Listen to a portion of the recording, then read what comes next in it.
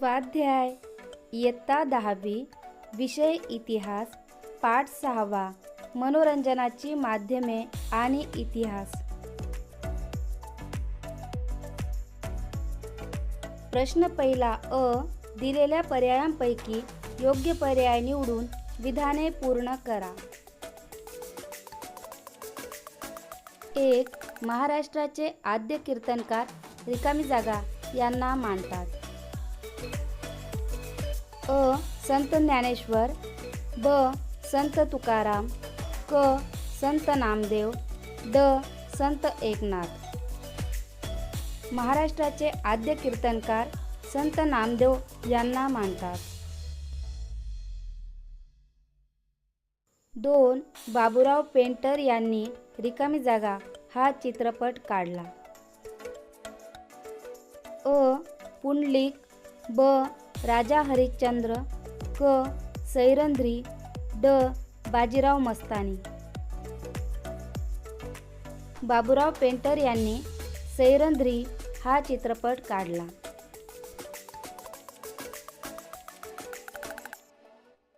ब. पुढीलपैकी चुकीची जोडी दुरुस्त करून पुन्हा लिहा। 1. रायगडाला जेव्हा जाग येते वसंत कानेटकर। 2. टिळक आणि आगरकर विश्राम बेडेकर। 3. साष्टांग नमस्कार आचार्य अत्रे। 4. एकच प्याला अण्णासाहेब किर्लोस्कर। चुकीची जोडी एकच प्याला अण्णासाहेब किर्लोस्कर। अचूक जोडी एकच प्याला राम गणेश गडकरी।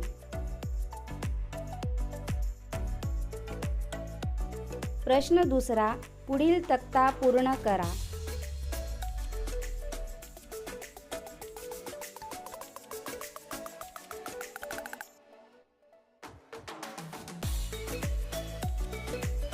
भजन, कीर्तन, ललित, भारुड। गुणवैशिष्ट्ये, भजनांची गुणवैशिष्ट्ये।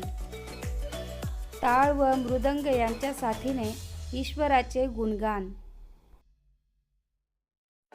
अभंग व भक्ती कवनातून ईश्वर स्तुती।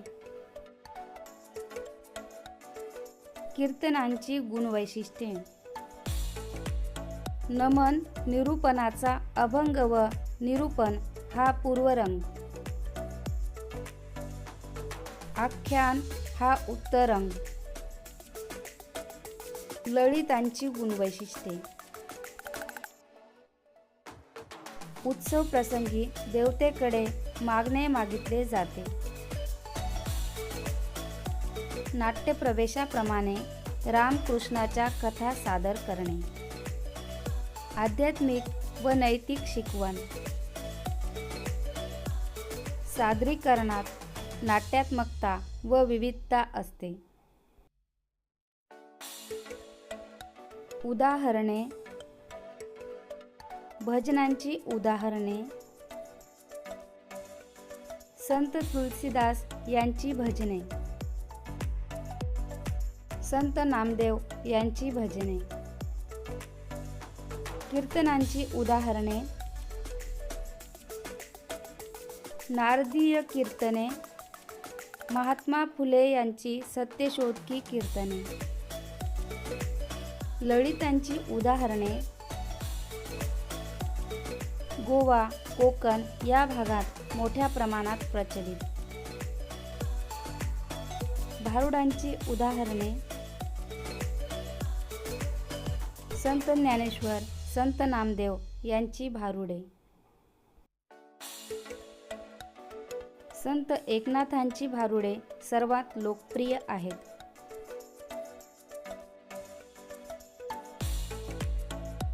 प्रश्न तिसरा टिपा लिहा।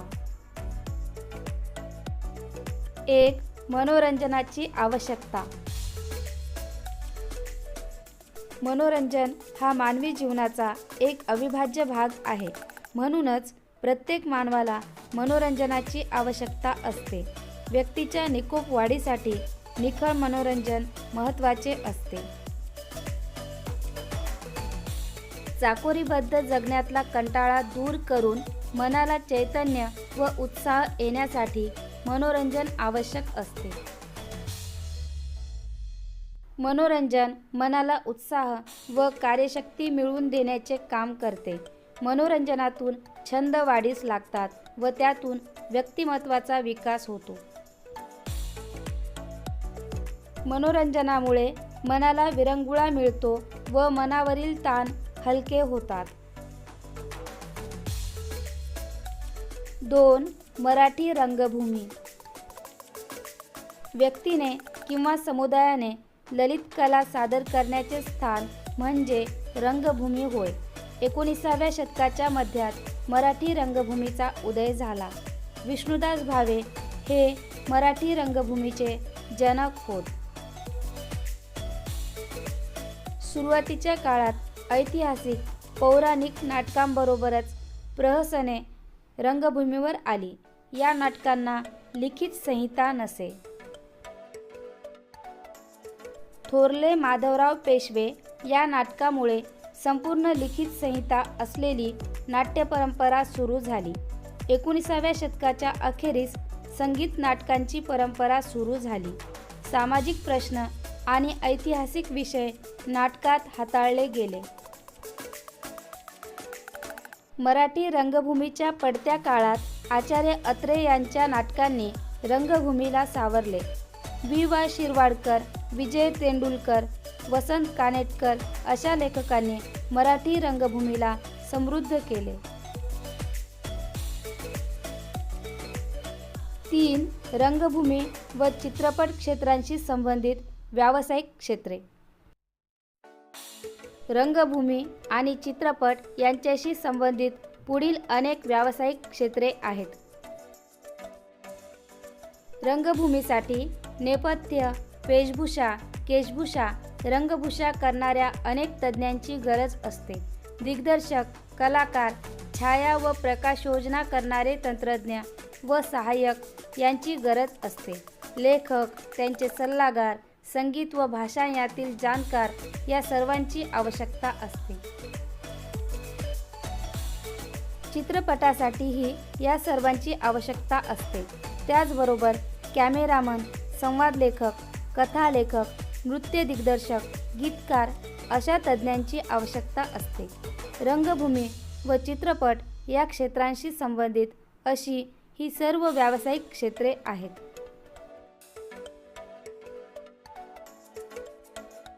प्रश्न 4. पुढील विधाने सकारण स्पष्ट करा. 1. चित्रपट माध्यमात इतिहास हा विषय महत्त्वाचा आहे. ऐतिहासिक घटनांवर आणि व्यक्तींवर चित्रपट बनवताना इतिहासाचा आधार घ्यावाच लागतो. ऐतिहासिक कथाविषय असल्यास तो वास्तववादी होण्यासाठी तत्कालीन वातावरणाची निर्मिती करावी लागते. पात्रांच्या तोंडची भाषा, चालण्या बोलण्याच्या पद्धती याही माहीत असाव्या लागतात. त्यावेळची केशभूषा, वेशभूषा, रंगभूषा इत्यादींचे नियोजन करावे लागते. एकूण चित्रपटाचे वातावरण काळानुरूप वाटण्यासाठी चित्रपटाच्या माध्यमात इतिहास हा विषय आणि त्यातील जाणकार महत्त्वाचे आहेत.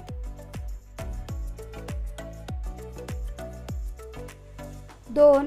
संत एकनाथांची भारुडे लोकप्रिय झाली. संत एकनाथांनी लोकशिक्षणाच्या हेतूने अनेक भारुडे लिहिली. या भारुडांच्या विषयात विविधता आणि नाट्यात्मकता होती. विनोदाच्या माध्यमातून लोकांना शिक्षण देण्याचा, उपदेश करण्याचा हा प्रकार लोकांनाही आवडला. ही भारुडे चालींवर गायली जात असत, त्यामुळे लोकसंगीताच्या आधारे ती गायली जात असत. व्यवहारातील साध्या साध्या उदाहरणांतून आणि विनोदाच्या माध्यमातून रचलेली संत एकनाथांची ही भारुडे म्हणूनच लोकप्रिय झाली. प्रश्न 5. पुढील प्रश्नांची 25 ते 30 शब्दात उत्तरे लिहा. एक. भारतीय चित्रपटसृष्टीची जननी अशी महाराष्ट्राची ख्याती का आहे? भारतात चलचित्रपटाचा प्रारंभ महादेव गोपाळ पटवर्धन कुटुंबियांनी 1885 मध्ये केला. 1899 मध्ये हरिश्चंद्र सखाराम भाटवडेकर उर्फ सावेदादा यांनी भारतातील पहिला लघुपट तयार करून तो मुंबईत आझाद मैदानावर दाखवला. दादासाहेब तोरणे, करंदीकर, पाटणकर व दिवेकर यांनी परदेशी तंत्रज्ञांची मदत घेऊन पुंडलिक हा कथापट 1912 मध्ये मुंबईत दाखवला. दादासाहेब फाळके यांनी 1913 मध्ये संपूर्ण भारतीय तंत्रज्ञान वापरून स्वतः दिग्दर्शित केलेला राजा हरिश्चंद्र हा पहिला भारतीय चित्रपट मुंबई येथे प्रदर्शित केला. अशा रीतीने भारतात पहिला पूर्ण लांबीचा चित्रपट तयार करून प्रदर्शित करण्याचा मान महाराष्ट्राकडे जातो. म्हणून भारतीय चित्रपटसृष्टीची जननी अशी महाराष्ट्राची ख्याती आहे. 2. पोवाडा म्हणजे काय हे स्पष्ट करा. घडलेल्या प्रसंगातील नाट्य किंवा वीर पुरुषांच्या गुणांचे स्तुतिपर वर्णन करणारी वीरसयुक्त रचना म्हणजे पोवाडा होय. पोवाडा हा गद्य पद्य मिश्रित सादरीकरणाचा प्रकार आहे. तो पूर्वी राजदरबारात वा लोकसमूहासमोर आवेशपूर्णरित्या डफाच्या तालावर सादर केला जात असे. पोवाड्यातून तत्कालीन सामाजिक, धार्मिक व राजकीय स्थितीचे, सामाजिक रीतिरिवाजांचे वर्णन केलेले असते. लोकजागृती आणि मनोरंजन हा पोवाड्यांचा मुख्य हेतू असतो. दरबारी प्रथा, युद्धांच्या पद्धती, शस्त्रांची नावे यांचे उल्लेख असतात. म्हणून पोवाडा हा इतिहास लेखनाचे उपयुक्त साधनही आहे.